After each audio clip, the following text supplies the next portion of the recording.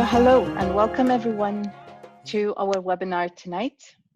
My name is Rima Al-Jizawi and I am one of the co-reachers and the founder of Co-Reach. Before we start, I would just like to briefly introduce to whomever new people who are joining us tonight about Co-Reach, in brief who we are. So basically Co-Reach is, we're the first coaching firm and a platform in Saudi Arabia, been established since 2011.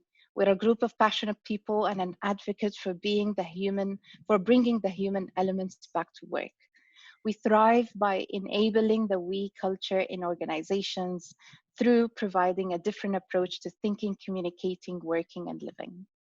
As a firm, we collaborate with businesses to help them highlight their purpose and lay a foundation of a we culture that develops their workforce at all levels and helps them create a humane and psychologically safe space.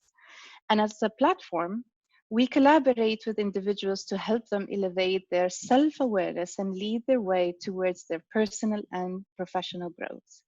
Believing in the power of teams and psychological safety, we let go of the hierarchical system and turned Co-Reach into an agile teal organization, becoming the first big company to implement holacracy management system in Saudi Arabia since 3.5 years ago. Every year during the holy month of Ramadan, we give back to our community by offering daily talks and workshops that embraces different values. We call it Zakat Ilm, which means the charity of knowledge. And that's such an honor that we are doing that. We decided that our theme for this year is humanity, because with all that is happening in the world, something about this pandemic brought us back to our roots of humanity. Welcome everyone. And our speaker, our wonderful, valuable speaker for tonight is Dr. Marilyn Atkinson. Dr. Marilyn is the president of Erickson Coaching International. Since founding Erickson in 1980, Marilyn has developed many effective specialized coach training programs, including the ICF ACTP accredited The Art and Science of Coaching. Her many-faceted coaching programs are currently being taught in 45 countries, including Saudi Arabia. Marilyn has written and co-authored 8 books, including The Art and Science of Coaching Trilogy. She is celebrated for assisting corporate leaders to develop resilient, motivated teamwork across multicultural environments. Welcome, Marilyn, and we are very happy and honored that you are with us tonight.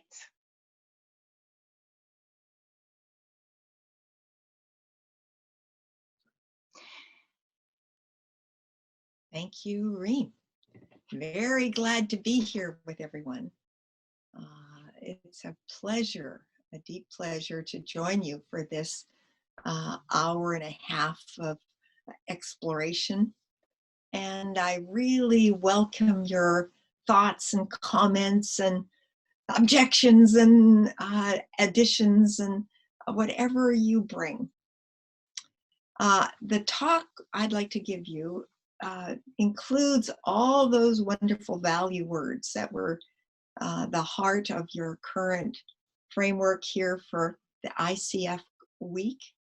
These include resilience, they include building compassion, minimalism, very interesting one, building connectedness, unity, and humanity. So these are, I consider them very core values. And all of them, as I looked at them carefully, look like they were great stepping stones to the post-COVID world. I don't know if you, like me, have been living at home for the last 2 months. It's a very interesting time we're in, isn't it? A very interesting time to be human. The post-COVID world is going to be emerging. It may seem difficult at this point. Some cultures will move quicker into some shifts and others not, but sooner or later, we will be in the post-COVID world. And the question is, what does humanity face? All of us together, having gone through COVID times together as well. Because we all know what it's like. We truly know how everything changes. Milton Erickson, my teacher, had great principles. He would remind people continuously, people are okay. Human beings have far more resources than they think they have. And they do the best they can with what they've got. They're constantly finding ways to move past the old and create the new. And he would add, change is inevitable. Now, isn't that what we've discovered? If we were to look at it carefully, we notice that a lot of things have changed in the last few months. So our sense of self changes constantly. Our minding capacity changes constantly. Now, what does that mean? A lot of people talk about, when I live in a small environment, I think small. Or they connect through Zoom and suddenly they're with partners and friends and they think much bigger. They start to notice that in changing times, their emotions have shifted. Some people find old histories and patterns emerging and they have to deal with them. They haven't yet learned how to be with themselves. Other people find that they find stability in themselves, in their values, or that their motivations expand. So our emotions change constantly. And in our homes, we notice that. To notice that all these changes happen when our circumstances change is really interesting. It's been an experience for all of us on the planet to go home and stay home and be in a circumstance with our families, with our friends, that is very unusual for us. So we're in touch with those shifts in our motivation or our emotions. Emotion means away from motion.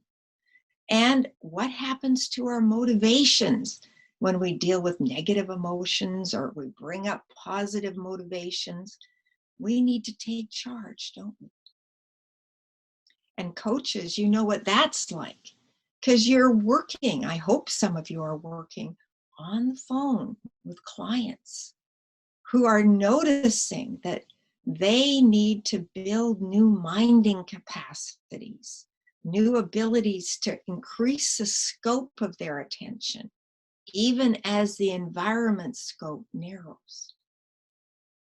Our minding capacity is the area where we can take charge by building futures, by really beginning to link out past COVID times, by really beginning to notice what to do to creatively build a sense of self that's genuinely responsive to the needs today. So some of you may have read my books. This ties very closely to the building of our emotional EQ, our experience of IQ, our building of mind capacity to become creative, the building of WeQ in our sense of self, the ability to really think much bigger, to begin to include this whole world, because it's the whole world that's been experiencing COVID. And finally, the ability to move past MeQ, the small little ego self that says, oh, I need my comfort zone, and actually notice that we can live in changing circumstances without reverting to old aspects of our personal comfort zone. So this is some of what I'd like to talk with you about today. And I'd like to talk with you about it in terms of the powerful values that were sent to me by the ICF. Now, I've put them up here on a chart. You notice I like to use a diamond chart. It's a very wonderful way to show connection between different aspects of these key areas of our life, our emotional areas, our physical areas, our relationship building areas, our intentionality, and meaningfulness. So these words link us to all these key areas. Compassionship is about relationship building. Compassionate lives move past old emotions to create a sense of real connection, don't they? Resilience is about IQ. The building of futures is about what we coaches do. It's about noticing our intentionality and our focus and our capacity to really assist our clients to become resilient. So how does minimalism fit? It's a very interesting word. Well, it fits with the way we've been living our life these last few months, does it not? Becoming minimal. We'll talk about that. But learning how to live with less may be a very powerful part of the post-COVID world we're moving into. So I suggest we've been in practicing mode, learning some of the fundamentals of luxurious sustainability. Sustainability is the new luxury we have. Building some areas of really appreciating that small can be beautiful, less can be more. The paradox of minimalism, the wonderful paradox of minimalism. And finally, unity. What is unity? Well, we're going to go into that fully, but it's a very key area where we genuinely find our heart connection to all of us. We experience the we. We notice who we are as human beings. And we notice that it's meaningful for us to hold that we all share this small blue planet together, that we share deep values together, that we all know what love is. We all know what joy is. We all know what a meaningful life is. We are united on this planet as one whole humanity. And these are connected, wonderfully connected areas of being human. Now, what stops us from this? I'd like to go into that in this talk. I hope this is of interest to you. So I'm going to look at some areas where people get stuck. And I want to talk briefly, at least, about what we call the swamp of VUCA. Now, the swamp of VUCA, you probably know that word. It means that, we can't do anything in this world right now. Life now is too volatile. It's too uncertain. It's too complex, and it's too ambiguous. Better just go about our own business, find our comfort zone, enjoy life. It's later than you think. Que sera, sera. What will be, will be. We can't change it anyway. Nothing changes. Can't do a thing. And this is often the map that people live in. It's a framework that creates what I call real dissociation. It also creates real unhappiness, genuine dissociation from the deep joy of being human. So in the swamp of VUCA, we get caught with lots and lots of theories. And I'll go into them one by one, if you will. I'd like to notice how each one of us, as we work with our clients, needs to address these areas where people dissociate.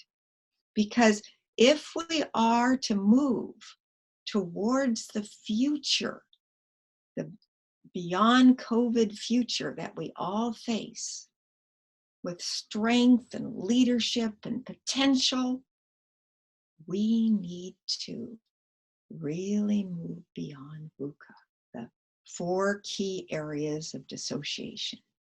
That means we need to recognize them. And they're right here amongst us. They're in our internal dialogue.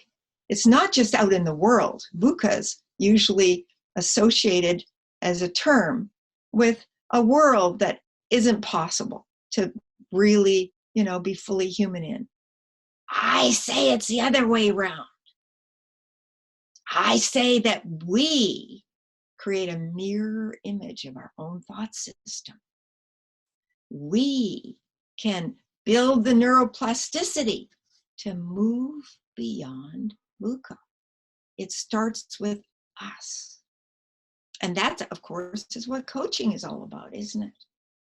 Coaching is about one conversation at a time, where we assist people to find their passionate purpose, discover their mission, learn from their history, and take steps in a world that may seem difficult.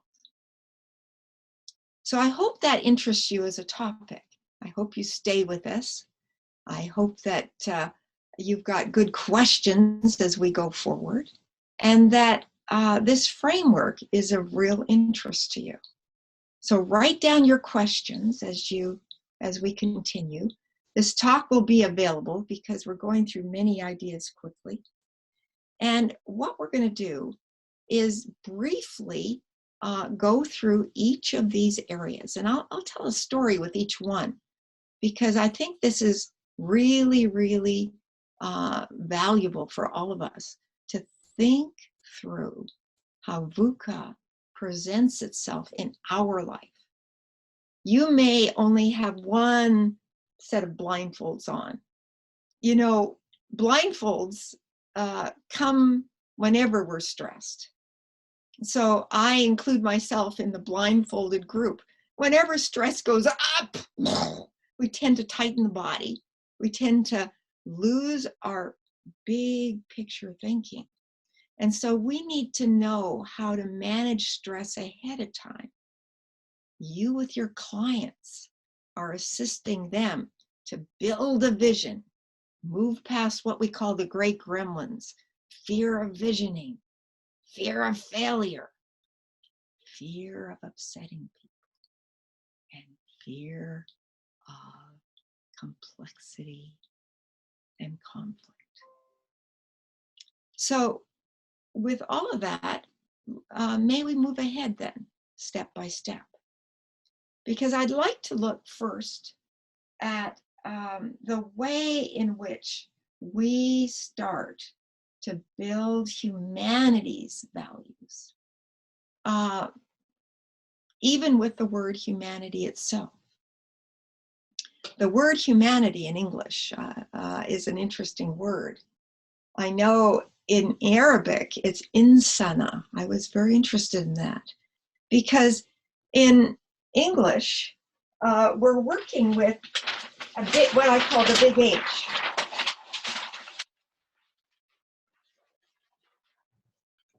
Now, I've I put up the big eggs here on a chart. And I invite you to look at it. It stands in the middle. It's got feet on it and two hands on either side. We can imagine these are hands going up. These are sleeves on the jacket.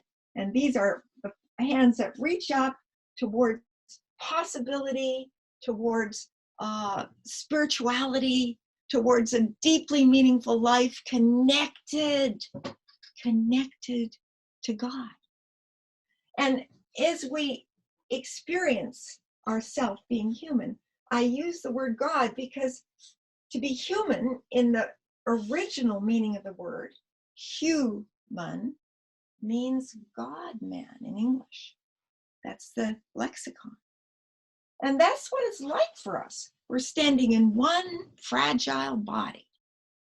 We're reaching out to each other, into community, into this collective whole that we share together.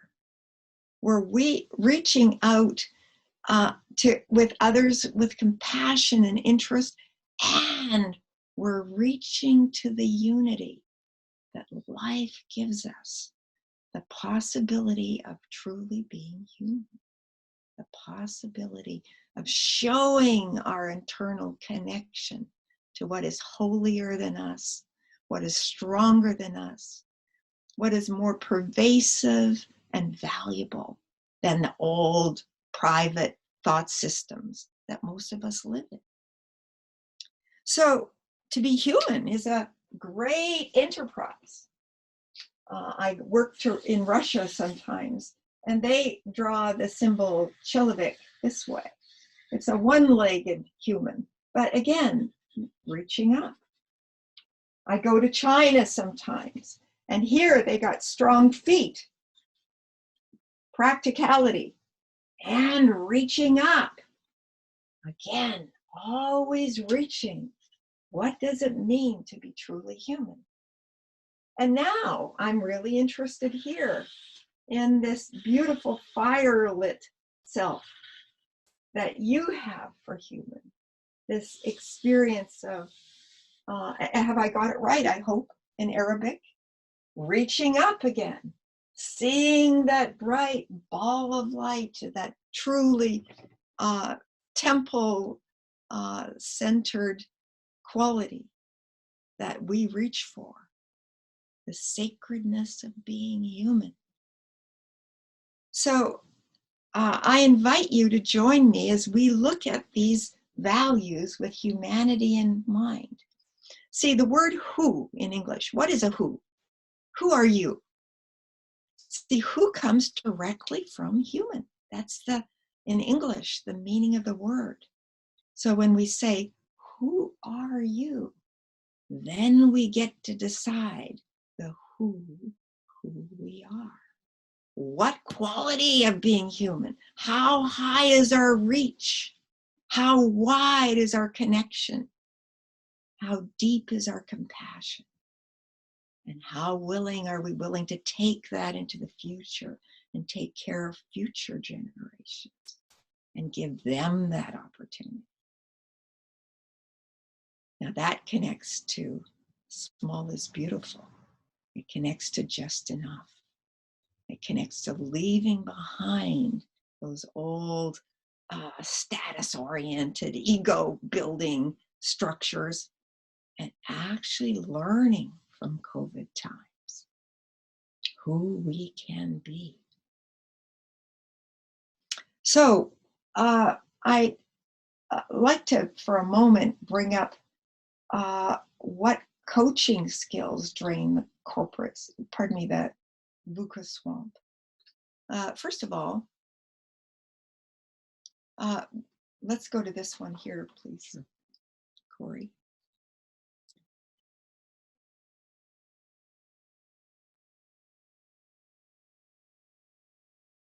It's not come up. Okay. Now, here's our swamp. Why do we call it a swamp? Go back again to the, great. See, the swamp is in our own mind. There's our crocodile.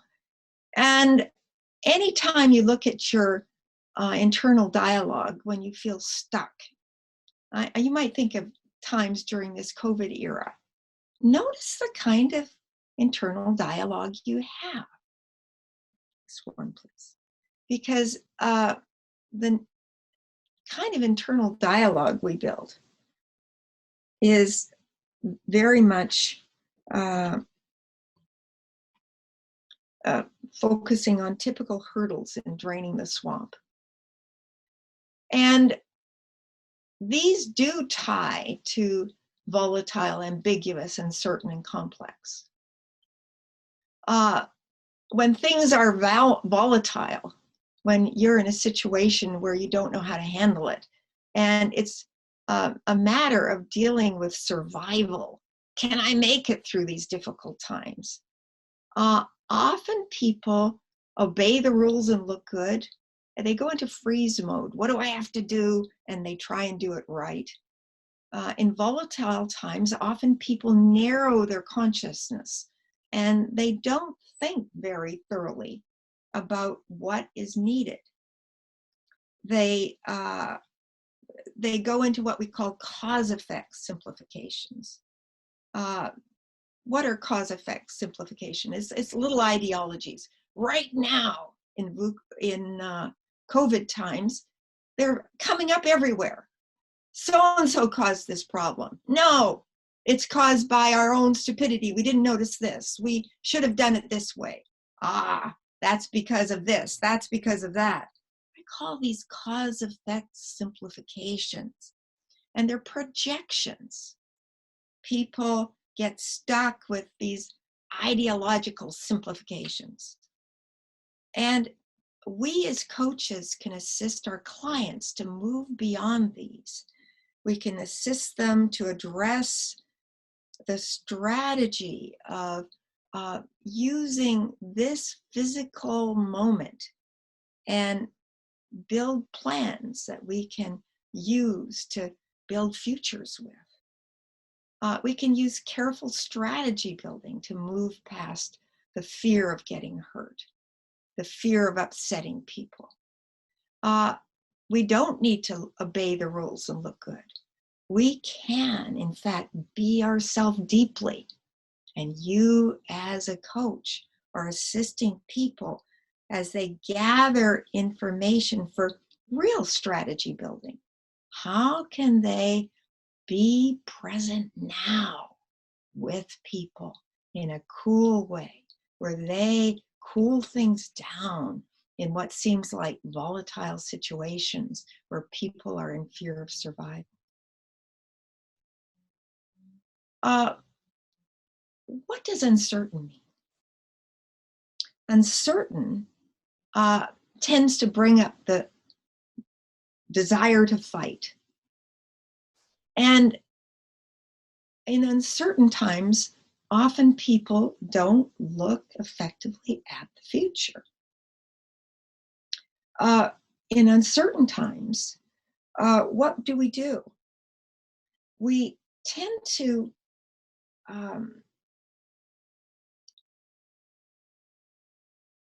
get into the trenches. I've written it here.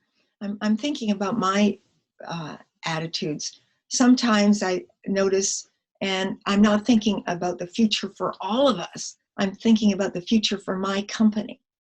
Okay, let's just make it work. Some of you know the tone of the wizard. We get into our companies and we're going to make it happen. And we move past uncertainty by shifting perceptual positions. This is what we can help our clients with, as well as in our corporate situations. We can help them build commitment.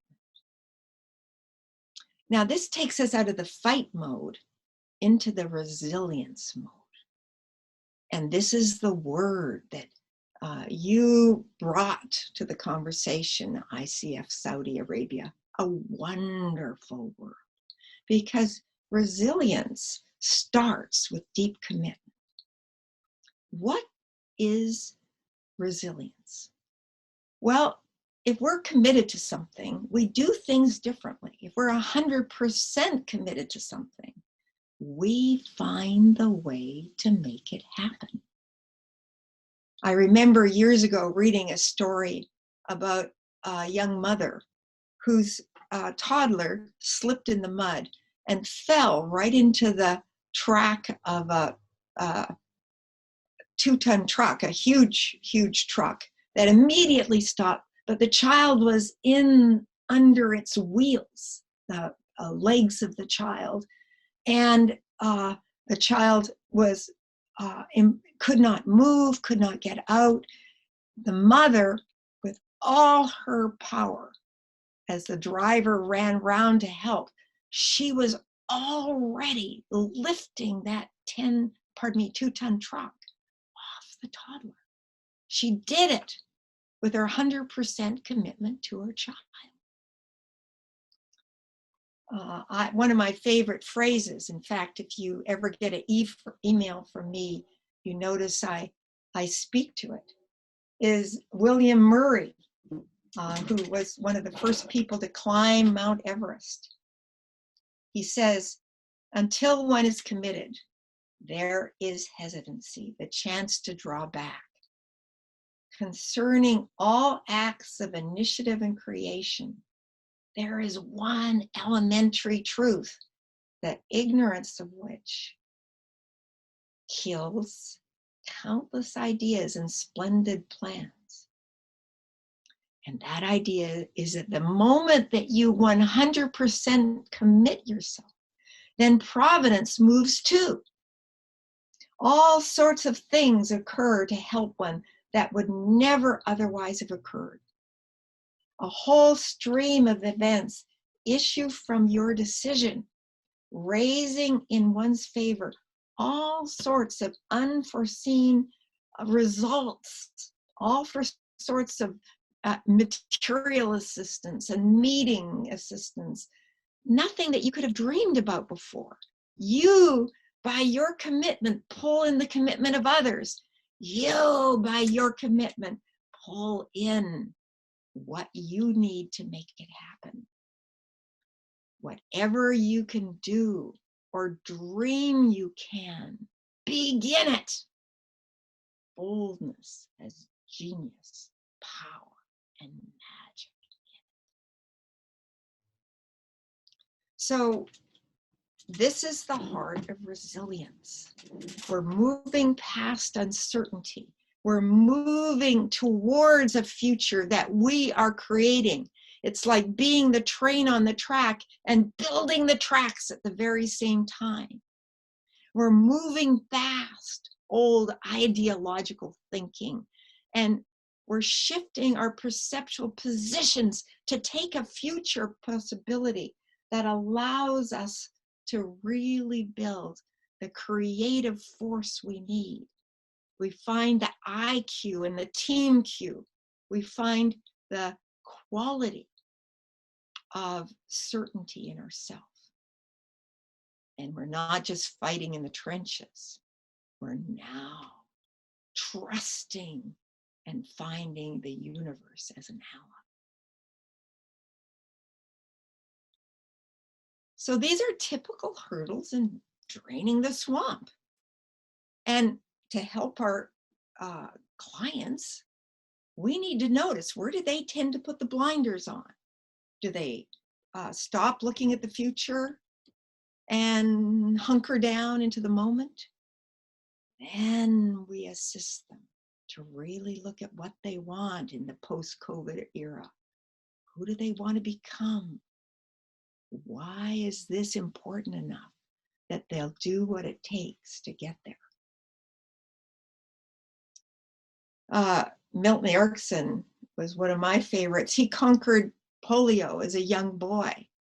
How did he do it? When nobody knew how to conquer polio, he was lying in bed, only able to move his eyeballs. But what he did was discover Plan B. Plan A was lying there. Plan B was watching his baby sister. He was in the kitchen with his mother, and all he could see was his newborn baby sister raising her head, trying it out, this big head, and lowering it again. And so he imagined himself doing it. He visualized again and again that future that he wanted. And with vision, suddenly he got movement at the back of his neck. Suddenly, he found a path towards certainty. He found a path to shift his perceptual positions and see himself doing every single thing that she was doing. We call this the value-based self-image. And in Erickson's coaching, this is one of the valuable tools we use to assist people to build the mind tracks, to rebuild the links and the connectors that allow us to move beyond the places we've stopped ourselves and discover more connectors, more ways to design a future that we hadn't thought of yet.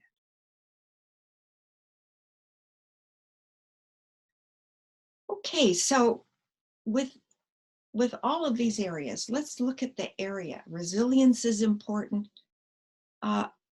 Compassion. Compassion. What a word. Compassion. Passion with. Compassion. It's a beautiful word. And it centers on the heart. It centers on our own ability to connect with others through the heart. Connection links all of us together. And compassion is a heart connection. I don't know if you know that part of the brain is the heart brain, and it truly beats with others. Emergency operating physicians have discovered that heart tissue will beat immediately in connection with other hearts when placed nearby. We are connected to each other, all of us, not just those in our own language groups, not just those who we like as a culture, but to everybody. The reach, it's a co-reach, as Erickson Arabic has created as their title. It's wonderful. We are reaching across all the time. And what is compassion? It's a container for deep learning for all of us. All the great religions have one central rule, and that is human kindness.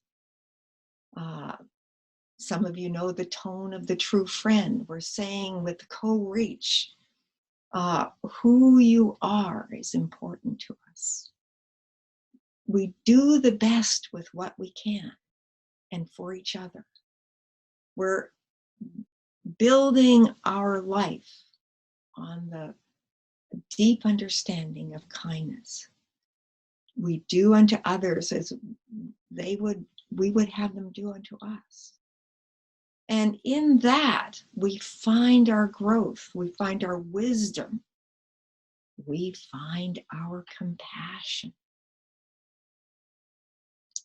It's COVID times here. In Vancouver, at 7 p.m. every evening, you can hear it in every sector of our city. And we do it as well. We get out our pots and pans and beat on them, and you hear the horns honking and the toots tooting. What we're saying is thank you to the healthcare workers. We're saying thank you to the doctors and the nurses and the care home facilitators. We're saying we are with you. We want to say thank you. And that is the only way we can show compassion, but we're showing it. Don't we experience happiness when we experience that compassion? Don't we all notice the values we share in those moments? We leave behind the personal ego. We leave behind the petty comparisons. We leave behind the idea that we are living in times that are unsolvable. And we start to share what we've got. Compassion is about cultivating kindness.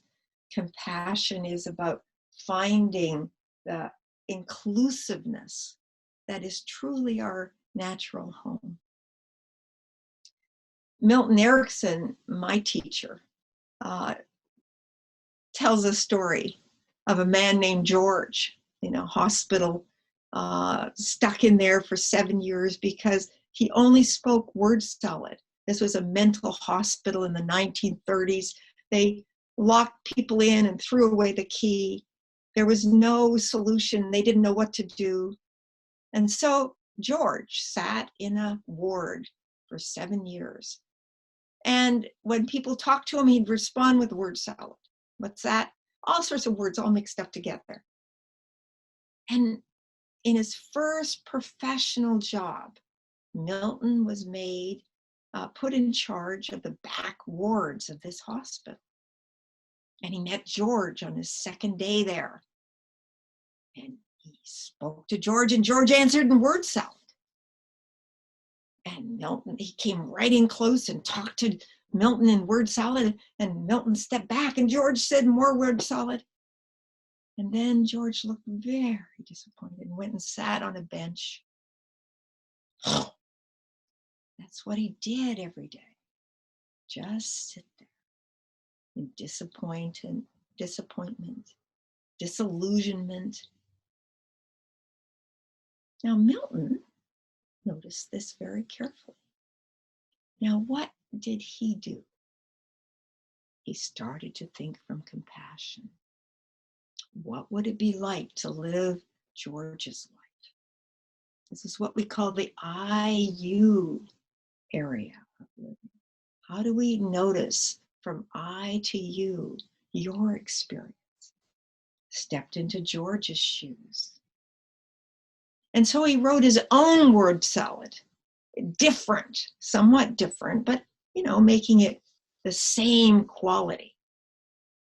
He wrote a few paragraphs and memorized them. Ooh, that took commitment. That took compassion. That took real interest. This is plan B or plan C. How could someone speak to someone in a locked-in universe and genuinely move them out of that tiny room? We're all locked in right now, but moving out to assist others. So he went down to George's ward.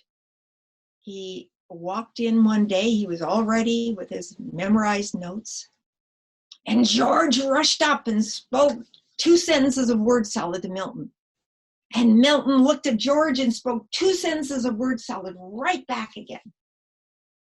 And George was astounded. He looked at Milton. He was surprised. He sat down and looked at Milton again and again.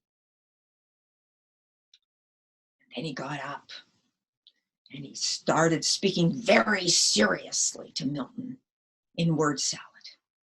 And he spoke for 5 minutes in careful word salad to Milton about how things are and what they should be and how he wasn't and who wasn't as well.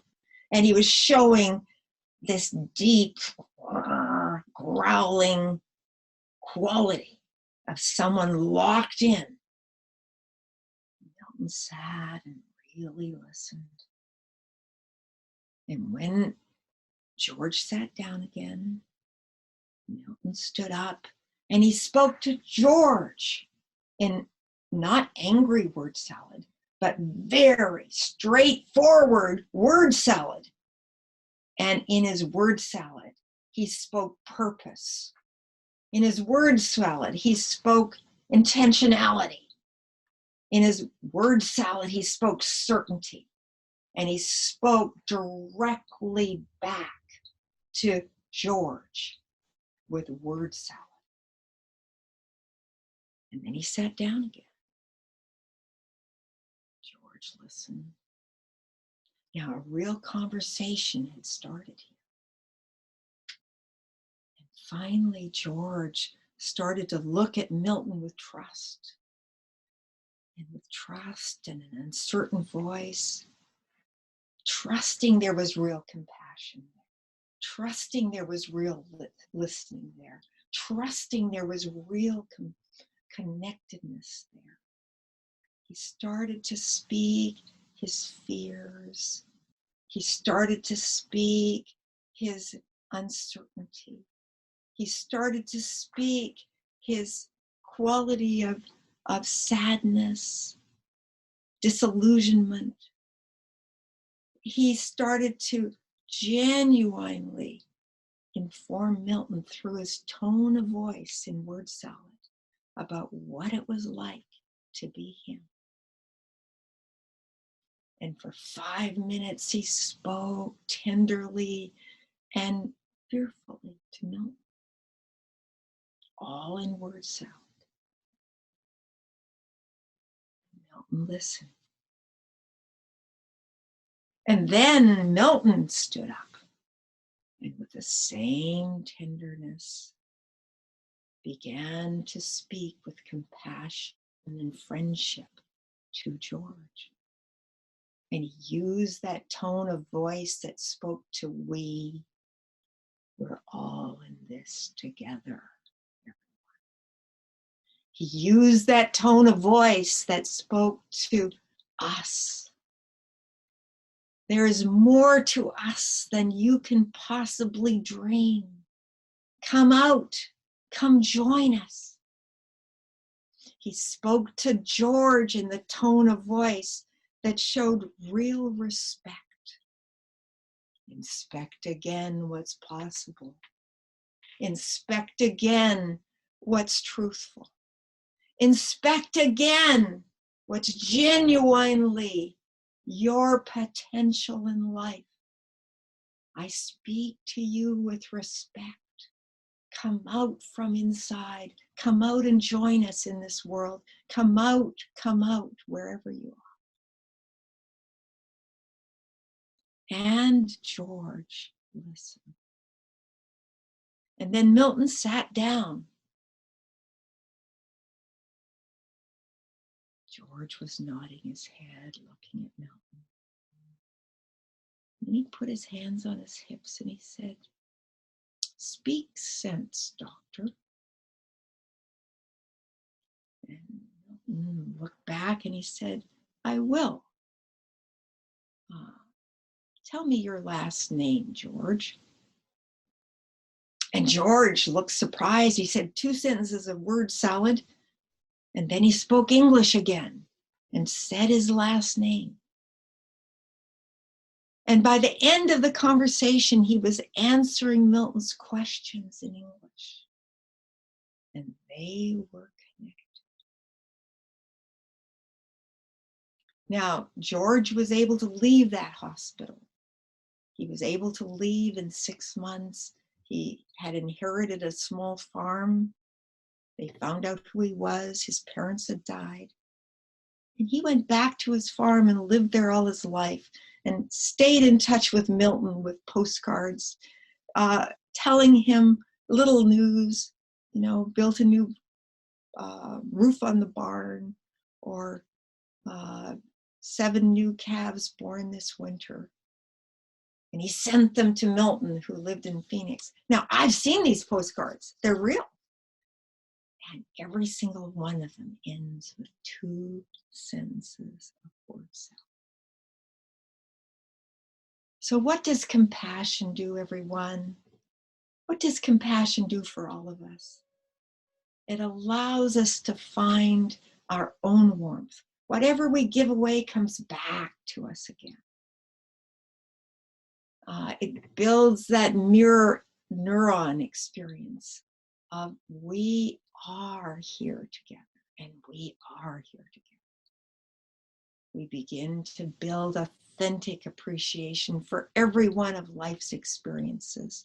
We know that it's real. And we build energy for our life. We build energy for the love that life provides, the gift of being human. So this moves us past uncertainty. We find certainty. VUCA falls away. We find the certainty of our heart. So what about complexity? See, it's very interesting to notice how humanity is truly connected. Humanity naturally needs connectedness. That's what we're showing here with our picture.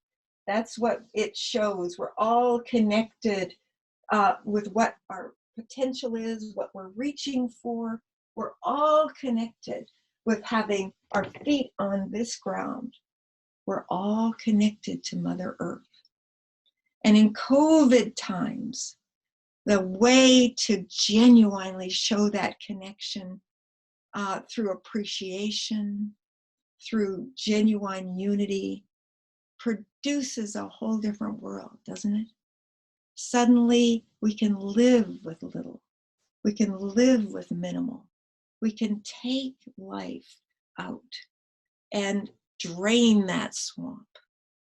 We can associate in a world where we don't have to have all that status and all that stuff, because the look of the future, the look of post-COVID times, is that in fact, it will be a time where there will be difficulty. The signs for the post-COVID world are there that we need to know minimalism. We need to lose the idea of status as being having more and showing more and more wealth and more stuff and more GDP if we're a whole nation. It's not about our GDP. No, it's not. It's about our GDP stands for gross domestic product. No, it's about our relationship productivity, our gross relationship productivity. We can build that. It's about our learning potential, our learning productivity. We can build that. And it's about our happiness productivity. We can build that. Because we're all connected and we're unified together by one simple fact. We share this planet. We share this tiny skin of environment, this tiny skin of atmosphere, 15 miles deep. It's like an apple skin all the way around. And the air we breathe has all been breathed by other humans at other times. We are sharing this small planet together. That means taking care of Mother Earth. That means finding the unity of how we can, in fact, make small beautiful. Find the luxury, the deep luxury, this in sustainability. Sustainability is what's luxurious because the earth is beautiful. The plants are beautiful. The insects, the butterflies. What we have is true luxury on this planet. True beauty born into it. And if we move past VUCA, we can bring that to our children. We need to give the gift of minimalism to our children so that we sustain their possibility of having a life on this planet with this thin apple skin atmosphere, with coolness, with weather that supports, with the possibility of growing crops that genuinely sustain us. That means compassionate minimalism.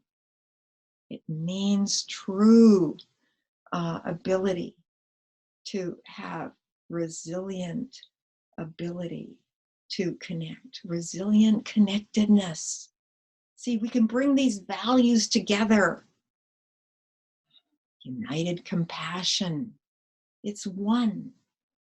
Resilient unity, that's who we are. As humans, let us find our resilient unity. Let us bring this to our clients, coaches. Let us assist them to move past VUCA, move past association, find compassion from the inside out, and connect to all of us. Who we are is one. We share this life, not only with those who came before us, but those who come after us. Our grandchildren want a beautiful earth to walk on just like we did. They are here now in our lives. They are here now, reaching us through the COVID times, calling us, hello, I've got something to tell you. We're here too. We want a life too. We are asking you to bring your life to minimalism, bring your life to compassion, bring your life to resilience, bring your life to unity, and to connect one and all. Now, I'm coming to the end of this conversation, and I invite you to now join me. It's time for us all to talk. I really appreciate if you've been listening to me. I've been talking a long time, perhaps a little too long here. So I thank you for joining with this part of the talk, and now I open it to you. As a representative of Erickson coaching, I speak to coaches everywhere, and I speak to the Arabic people of the world, the Arabic speakers, with a lot of pleasure. So please answer me back. Thank you so much, Marilyn. That was just inspiring and amazing. And there's a lot in the chat box that's they're saying things such as speechless, great message. This is amazing, much appreciated. So, and enlightening. So this is the and inspiring. So a lot of people are they're truly, we have truly enjoyed every second of it, and we have plenty of questions that is coming and people are asking in the Q&A box. And before we go there, we will just, you'll see now a poll for, it will take you about 1 minute to just fill it out, and we will go directly to the questions because there's a lot to be discussed here.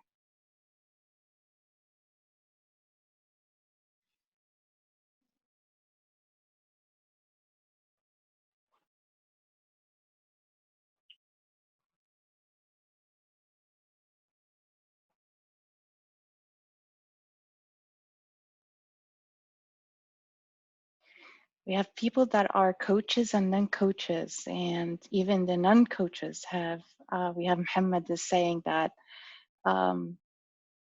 excellent session, not a coach, but I got much more than expected from this session. And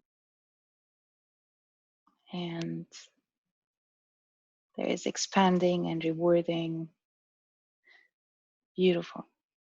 We can go to our first question if you'd like. Marilyn, shall we start? Sure. Thank you. So we have the first question that says, I keep moving in a cycle from fight to flight to freeze again and again, even though I try to do something about it, but it doesn't seem to work. What should I do? Well, I don't know who I'm talking with, but the most valuable tool I've always found is coaching. If you know that's to happen, you're paying attention to your internal dialogue then. And you can pay attention to the internal commentary you've built. All of us have this huge history of multiple internal dialogues. It's like a telephone directory. We took in every message we got as children, and we turned it into just a tape recording. We've got it playing in present tense. That's what the old emotional system of the brain does. It plays things back in present tense. It can't tell the difference between past and now. And it certainly doesn't think about the future. And that's the human constitution that we were born with. The emotional brain assisted us to survive. It was the system, the limbic system, that allowed our ancestors to survive. It allowed them to be vigilant all the time and find ways to not take too much, not, take too many risks, and live small and fearfully go from one choice to another, and pass on to the next generation. We survived. So now is a different time, and coaching has arisen in this time. This is the time for coaching, because as we hear good questions, strong questions, we start to use different parts of our brain. We connect things across the corpus callosum. The left brain and the right brain get to talk to each other rather than having different lives. The procedures that we live from, the old left brain procedures, are not just dominating everything. That's the fight or the flight, the flight or the freeze part. We begin to think, well, what's possible? And emotionally, some people may go into fight mode, but as you move past that, you develop your resilience. Now, what works? Some of you know what we call the 4 gremlins. And I'll briefly bring it up. The 4 gremlins have to do with working beyond the habit systems that we've had. The 4 gremlins have to do with, first of all, moving into vision. Now here it is here around the edge. See the little arrows around the edge? You as a coach can assist people to find their vision. We find our vision when we think about, who are we becoming? What would be the best use of our life in this lifetime? Who do we want to be? Even just imagining that allows us to find our courage and our 100% commitment. And with that 100% commitment, we become resilient. We move past fear of failure. Notice the first arrow going down here.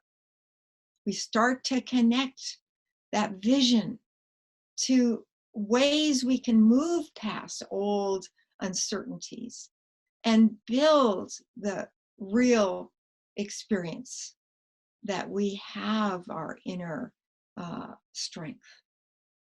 And that allows us to move past a really big gremlin, the fear of upsetting people. And that, is a big one in our time. People like things the way they used to be. That's been the human history. If it was done this way before, it should continue to be. But we're moving into a world where our children may not have a home, where in fact, fleeing into fitting in, fleeing into, I'll just be careful here now and not change anything because other people will get upset. That doesn't work. When in fact, all of them, I don't know if you know it, we're going through the 6th extinction on planet Earth. And it may be finished within 80 years, that almost all the species on this planet, other than humans, and who knows about humans, will be gone. The insects are going. A lot of the birds eat the insects. We're losing the species of planet Earth. Species after species is becoming extinct. We can't stay with our fear of upsetting people. We can't stay with the laws of care, being careful and just holding things together the way they used to be, when in fact our children may not have a world. We need to find steps.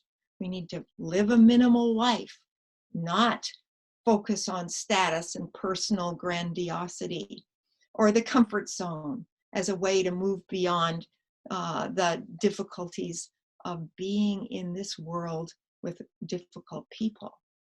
We need to find our courage. We need to find our leadership.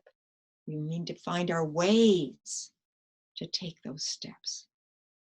So when you say it's difficult, I understand. It is for all of humanity. It's really difficult because we notice we might face conflict if we be ourselves too much. There's an internal dialogue that says, be careful, and the fear of conflict comes up. I don't want to stand out. The nail that stands up gets hammered down. But these are difficult times. We are the people. These are the times, and we are the people who can make our future happen or not. So what's the answer to inner tightness? It's coaching. Work with a coach who assists you to open up. Work with a coach who assists you to find plan B and plan C and plan D, all different ways to face the future. Work with a coach who assists you to build your compassion for others. Those that come after us are part of us as well. And I invite you to take those steps. Work with yourself. Use a journal. Use companionship. And use your life to create a reservoir of potential for others. And you will find joy. Thank you for such a profound answer. It's beautiful. Thank you, Marilyn. There's another question that says, being in quarantine, there is not much I can really do, and I constantly feel I'm not achieving anything or progressing in anything. What do you advise me? Well, I mentioned something to the last person. Do you have a journal? A journal is a good place to write down your dreams. What is it that you want? See, there's a lot of times it looks like what we want is out there in the world. Again, it's that more stuff kind of framework. Or it might be more companionship. We have the internet now. We can find people to talk to and have meaningful conversations. We can use YouTube and learn a lot. I talked earlier about all the key areas that make such a difference to all of us. See, what is achievement anyway? It isn't this old area of GDP. It's not all the stuff we think we need to do in the world. It's not even building our personal life out very much. No, use this time to really practice GRP, gross relationship productivity. There's so many people out there who genuinely are alone like you are. Reach out through the media, through the internet. Reach out. You'll find that your life and time gets filled very quickly when you do so. And there's also GLP, gross learning productivity. So much to learn, so much to discover. And it's all there. It's all there in this wonderful internet that we all share. We can find that learning. so many TED Talks and YouTube videos and discovery points. Every one of us can discover more and put it in our journal. What's really important to us? And we can discover our values. This brings GHP, gross happiness productivity. There's nothing to achieve necessarily if we are not happy when we're achieving it. Have you noticed that? All the great jobs in the world aren't great if you don't enjoy them, if you don't give your heart to them. Gross happiness productivity starts from the inside out, not the outside in. Doesn't matter how much money you make. It matters how much joy you make as you do that job. So I hope that's useful to you. Thank you. Thank you so much. Salman is It's a little bit rough. I hope, feel free. I answered 2 questions with a little bit of a challenge. So feel free to think about it and see if it's useful. I'd like to hear back. Thank you. Go ahead, Rudy. Thank you. Salman is sending his greetings to you, and he's asking you, what are your personal takeaways from these times? Oh, well, you know, on the physical level, we remember there's 4 key areas where as coaches, we coach people. We coach people around our physicality, our relationality, our creativity, and the quality of creating a meaningful life. These are all the 4 areas where people then build into their whatever they're doing, whatever they have, whatever they be, whatever is important to them. They can build these qualities in a balanced way. We need balance. So every day we need some physicality. I have the fortune of living on a big mountain over above Vancouver. And I myself and my husband walk up the road from our house way up the mountain every day if we can, or whenever the weather provides. So we do what we can to sustain our physicality. And relationality, we're talking here. As much as possible, I'm staying connected with people. Do what you can to build every day some connection to somebody. Right now, we've got a program with Erickson called Coaches Without Borders. And Coaches Without Borders is for coaches like you to work with people who are having stress, who don't understand how to move out of their inner boundaries.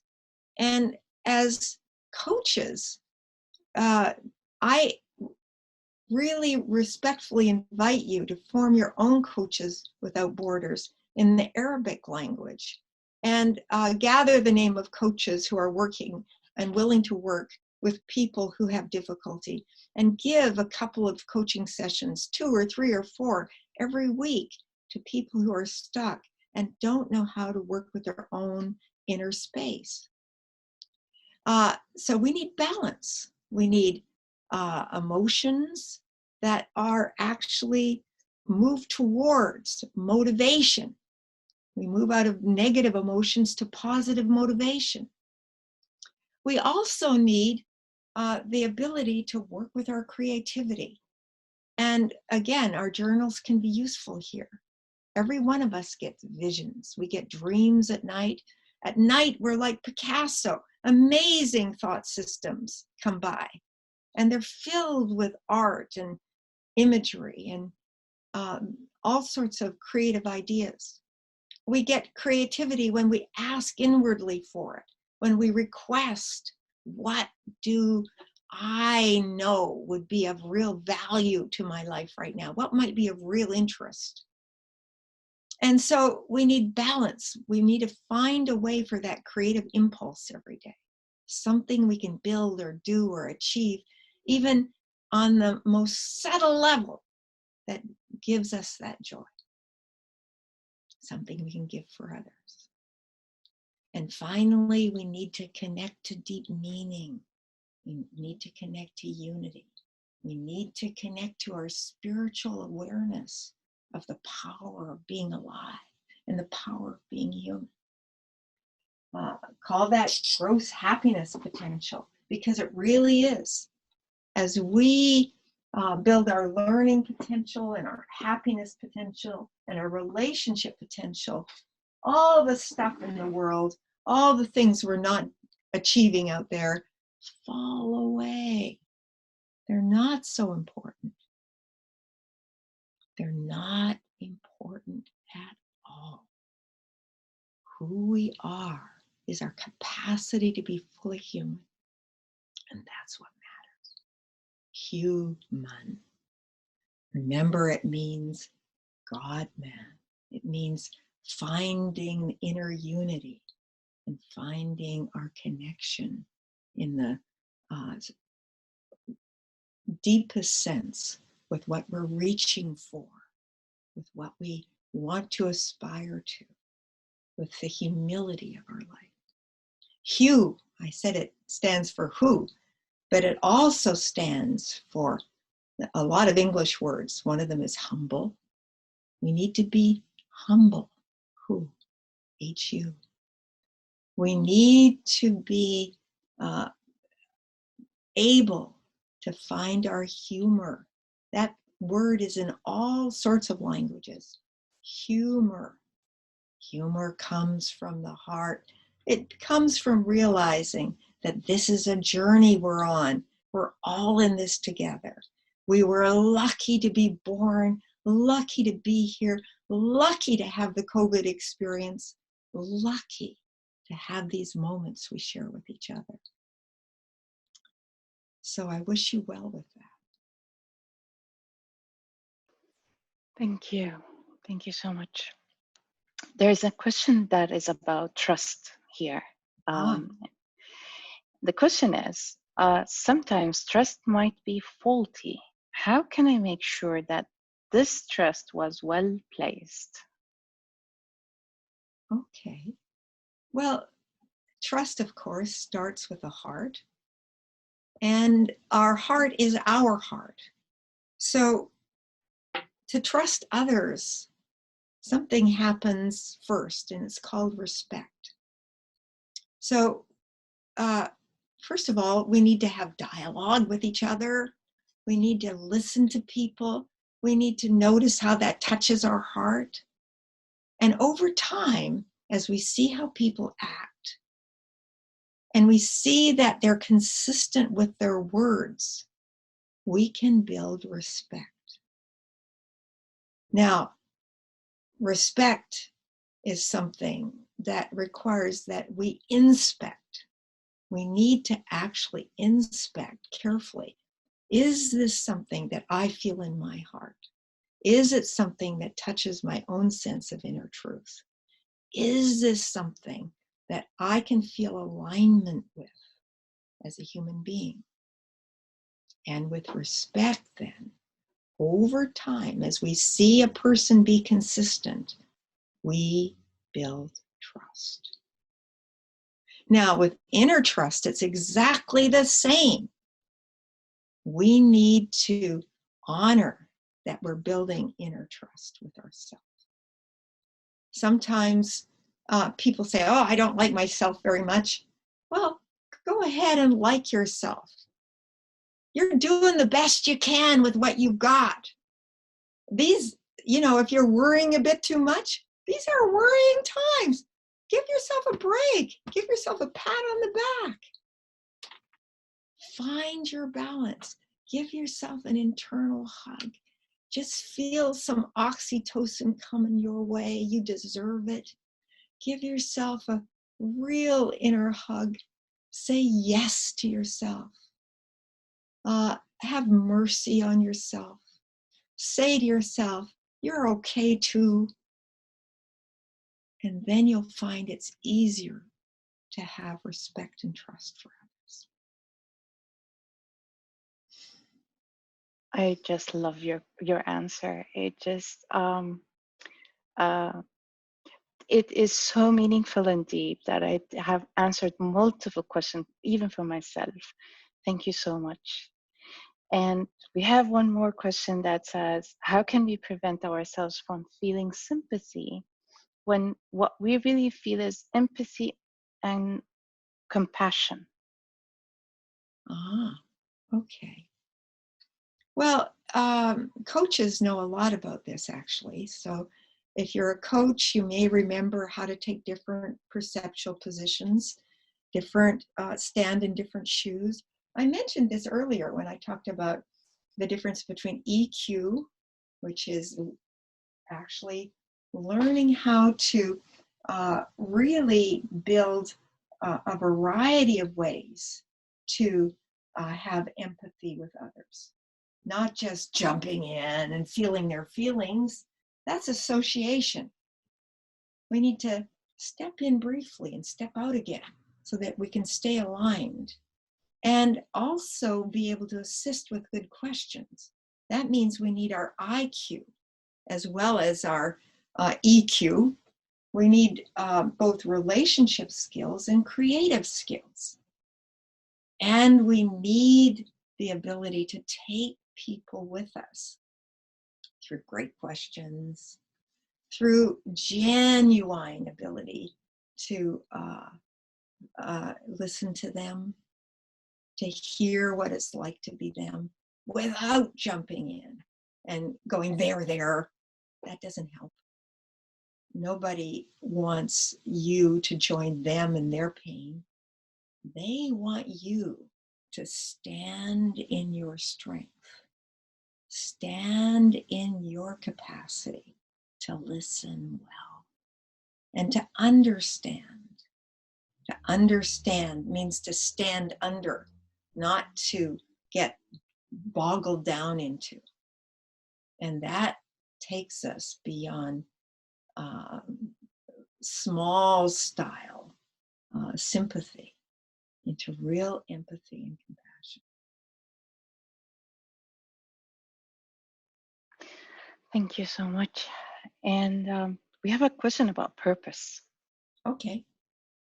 How to get out of feeling stuck and find purpose again? Whew. Well, that's a good question. When you say again, that means it's never gone away. See, whatever we've experienced is always there. This is the good news. Now, it means that we always get to keep our internal dialogue too, but we don't have to listen to the negative stuff. There's always conversations that get called up, and the old fear parts talk to us. This might happen or that might happen. And that can cloud our experience of purpose. Purpose is like the blue sky.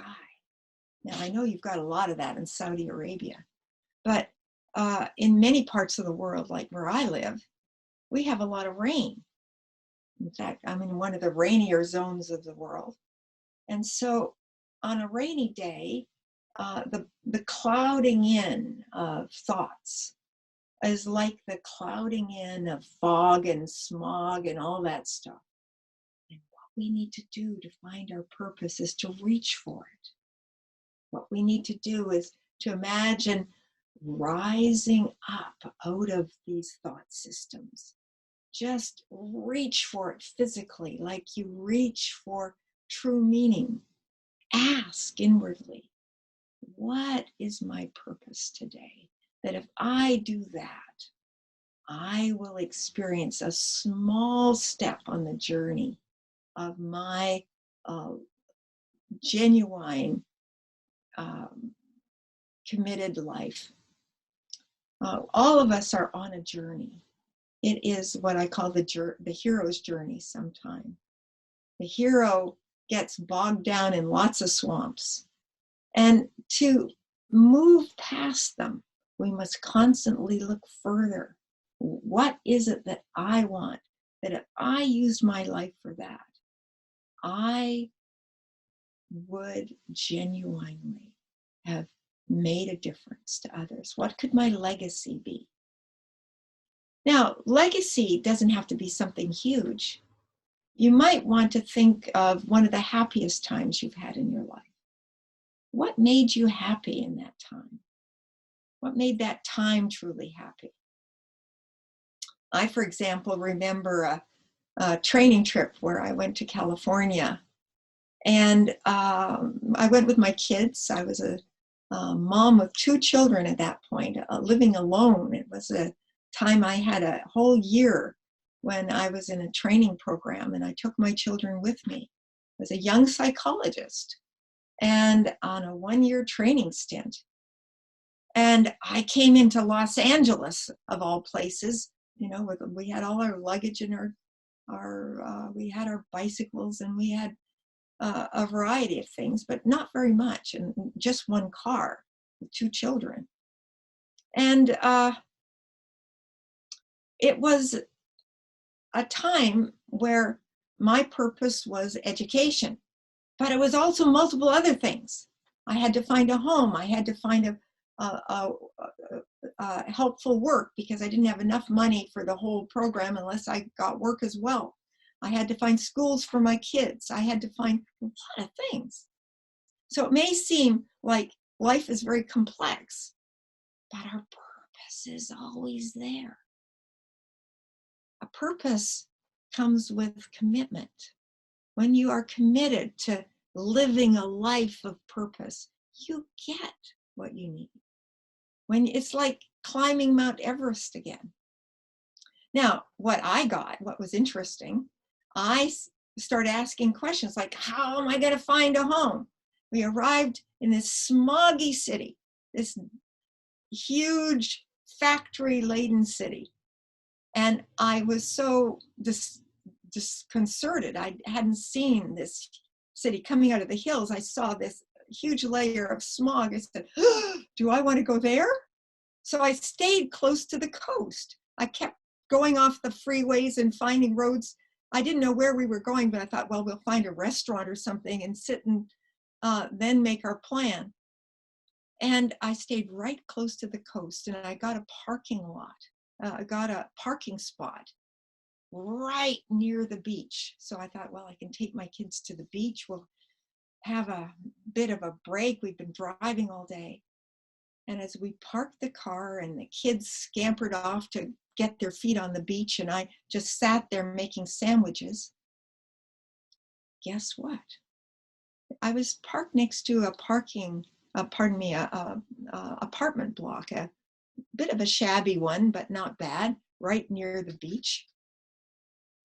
And this man came out and started banging a sign right on the lawn. It said, apartment for rent. I walked over, started to talk with him. What kind of apartment? Now, it turned out he lived in a whole different part of Los Angeles. This is the first time he'd ever come over to handle the fact that apartment was now empty. And it was a small apartment, as small as you can get, 1 bedroom, right on the beach. And it was in my price range at that point. I had my passport, I had my papers, I had what was needed. I showed him all that. We made the deal. I paid him right there and then in my first parking spot in Los Angeles. And I called the kids back from the beach where they were in sight. They had to stay in sight. I had sandwiches. We unlocked the door and we went into our apartment. I'd seen it. It was fine. We brought our minimal necessary things into that space and we were happy. Now, happiness brings up purpose. Happiness allows us to know we're on track with purpose. We need to give our life happiness, give it some way where we say yes to life. Yes, this is meaningful. Yes, this is something, this amazing opportunity, this story of impossibility that you could find an apartment just like that. That's going to be the nature of things, that I can find happiness. Make your purpose one where you bring that happiness as much as you can. to those around you, and happiness will come back. Find a purpose that gives you something that you say yes to. Now, I call this sustainable luxury. We need luxury, the luxury of being alive in small, sustainable ways, where we're not doing and having and must do and should be and can't climb the ladder fast enough or far enough. No, not much happiness in that. What we need is happiness from the inside out. And that becomes something that immediately touches our purpose. Hope that's useful. Extremely, extremely. And with the stories that you're sharing, it's making it even more approachable. We can understand, we can relate. It really touches our hearts and our minds. So thank you so much. I'm aware of time that it's already 12 and we have plenty of questions. So I just want to thank you so much, Marilyn, for a wonderful time that we have spent tonight. Very insightful, very valuable. Continuously keep learning from you and you keep giving your knowledge in the most generous way. We are absolutely and sincerely grateful. Thank you so much. Oh, thank you, Reem, and thank your team from me. Thank from Erickson, Vancouver. Erickson, Vancouver has got many videos now that we're putting out to COVID times. We've got an ecology team. We're working to bring coaching into different realms where people can build careers. We've got a mindfulness team, and we're putting videos out that are free for people stuck in homes at this point who might want to practice coaching. I know you, Reem, are doing a lot as well. Practice coaching without borders. Practice coaching with those you know. Give coaching an opportunity to change the world. We are changing the world one conversation at a time, starting with you. Thank you. Thank you so much. And indeed, in Courage, we have been doing multiple initiatives where we are coaching, and our Ericksonian community has been just so wonderful, reaching out to people and coaching others, and believing that we need to all support each other in such times and in these uncertainty times. So thank you so much once again. And thank you everyone who attended with us and is attending with us. It's such a pleasure and an honor for you to join us during these talks. And we hope to see you again tomorrow. Thank you so much, Marilyn. Adios. Truly.